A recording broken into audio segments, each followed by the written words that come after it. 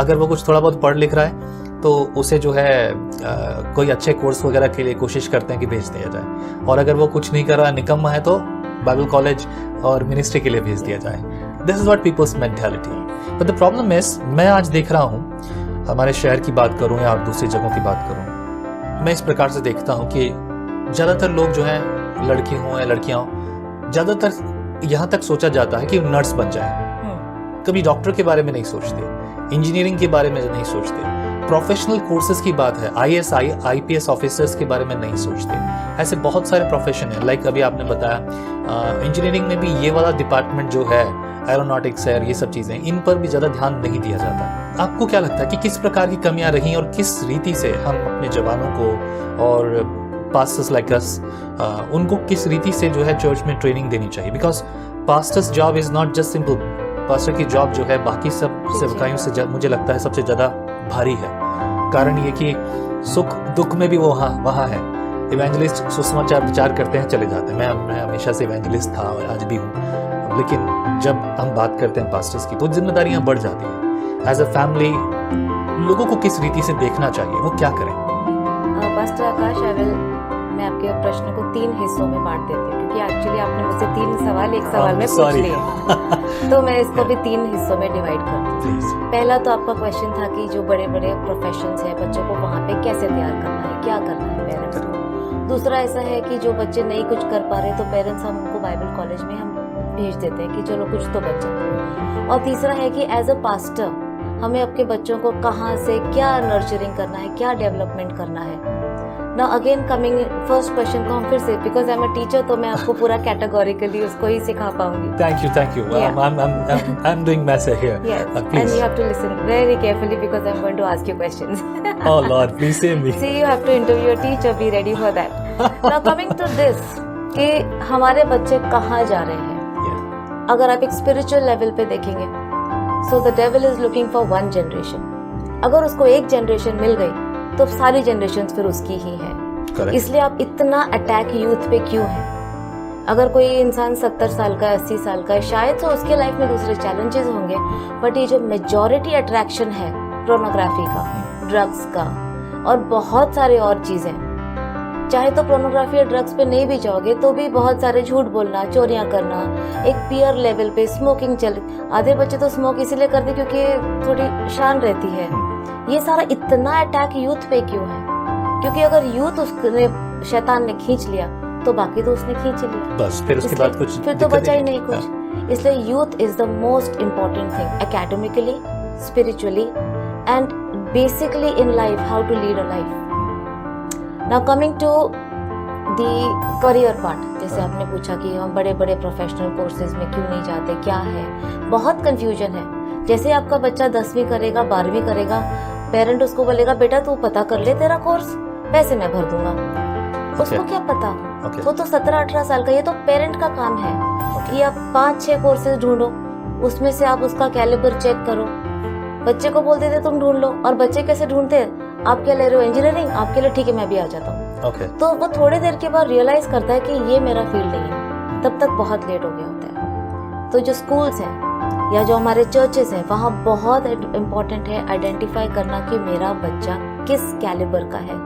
इसमें एक प्रॉब्लम है, मैं बीच में रोक रहा हूँ, क्योंकि कई बार पेरेंट्स ही तैयार नहीं है, उन्हें खुद को ही नहीं पता, उन्होंने अपनी ज़िंदगी में कुछ किया ही नहीं, वो मजदूरी कर रहे हैं या कुछ लेवल पे काम भी कर रहे हैं तो भी कुछ आता जाता नहीं है। और चर्चेज में pastors are not ready, they are not qualified in education and other things, और कई जगहों पर दूसरी प्रॉब्लम्स हैं, कई बार वो लोग सुनना नहीं चाहते। ऐसे सिचुएशन में क्या करें?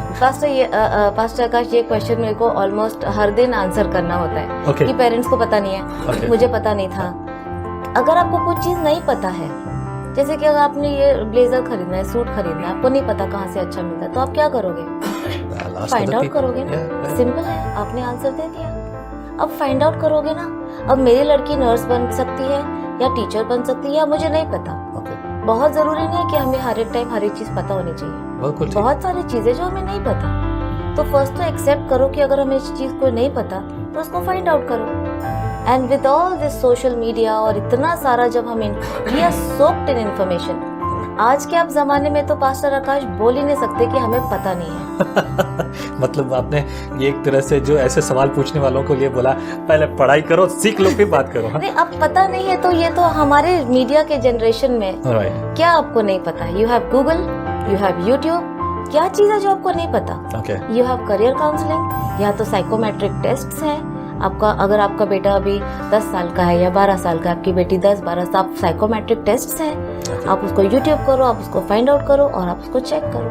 Correct. I think the future academically, ये मैं आपको एकेडमिकली बोल रही हूँ Okay. कि आप बहुत अच्छा प्लानिंग कर सकते हो। अगर आप प्लानिंग कर रहे हो, जैसे आपका लड़का या लड़की 10वीं या 12वीं नहीं, जब वो 10 साल या 12 साल का है तब से आपको आपका काम शुरू कर देना है। वो बात। जब आपने आपका काम पहले से शुरू नहीं किया, फिर आप बच्चे को मत बोलो तुझे तो कुछ नहीं आता, ओहो हो मैंने तो इतना पैसा खर्च कर दिया, आपकी गलती है। जैसे ना जब मैंने मेरा बीएड किया था तो मेरे एक बहुत अच्छे प्रोफेसर थे, उन्होंने बोला था never a bad student, always a bad teacher. The second question that you asked me was as the spiritual level of the children. तो if you look at the general world, अब मैं एक teacher हूँ, मैं मेरे coachings चलाती हूँ, मेरे पास को 200-250 बच्चे मेरे कोचिंग में। If I look at all of it, तो ब्लाइंडनेस ही है। किसी को तो कुछ पता ही नहीं चल रहा, क्योंकि एक पेरेंट का ये रहता है कि मैम देखिए आप बच्चे को अच्छा पढ़ाइए, क्यों? ताकि वो अच्छा पैसा कमाए। तो बॉटम रूल इज पैसा। Correct. जितना पैसा उतना अच्छा। दूसरा है कि अच्छा सा गाड़ी हो, बंगला हो, एक अच्छी वाइफ हो, कार हो और अपना 2 बच्चे हो, एक डॉग हो, तो ही इज कंसिडर्ड हैप्पी। मतलब अब डॉग भी शामिल है। हाँ हाँ। Okay. जितना पैसा उतनी खुशी, ये लोगों की मेंटालिटी है। Okay. चाहे आपका बच्चा आर्टिस्ट है, चाहे आपका बच्चा पेंटर है, वो तो एक दिस वन। तो स्पिरिचुअलिज्म, जो स्पिरिट, राइट लिविंग, सच बोलना, मेहनत करना, पेपर लिखते टाइम कॉपी नहीं करना, टीचर को सच बताना, ये सारी तो मिसिंग है। आप ये बिल्कुल बंद कर दीजिए कि हम बच्चे का फोन खींच लेते हैं और उसको रख लेते हैं ताकि वो हमारी बात सुने। Stop blackmailing, start inspiring. हमारे जो प्यारे प्यारे जवान लड़के लड़कियां 10वीं के बाद 10 ईयर्स एंड 12 ईयर्स हम उनको यूथ में पकड़ने लगते हैं। जैसे हम जब थे तो हम 18 को यूथ मांगते थे, आज ऐसा नहीं। आज ऐसा नहीं। Today 13-14 is youth. राइट। तो हमारे बच्चे दलदल में, इस दलदल में माँ बाप के ऊपर बहुत बड़ी रिस्पॉन्सिबिलिटी है दैट आप सिखाओ मत कि आपको नहीं आती बाइबल, या आप जैसे आप उनको दिखाओ। मैंने देखा मेरे लाइफ में, मेरे घर में कि जो बोलते हैं वो ही करते हैं। So coming back to the question, please. The spiritual जो है हमारे बच्चों का, हमारी generation is going to go away. अगर आज आपके और मेरे जैसे पेरेंट्स उठे नहीं और अलर्ट नहीं हो गए, नहीं तो हम बाद में बहुत पछताएंगे कि हम कुछ कर सकते थे और हमने नहीं किया। यूथ जो है कभी डोमिनेट नहीं होता है। आप यूथ को जितना डोमिनेट करोगे वो उतना रिबेल करता है। करेक्ट। ये यूथ है, लेकिन यूथ को आप जितना चैलेंज करोगे वो उतना अट्रैक्ट होगा, because youth likes challenge them from the word of God. Like और सब्सक्राइब कीजिए विजनरी रेडियो एंड टीवी के यूट्यूब चैनल को हर दिन नए आत्मिक प्रोग्राम्स के लिए।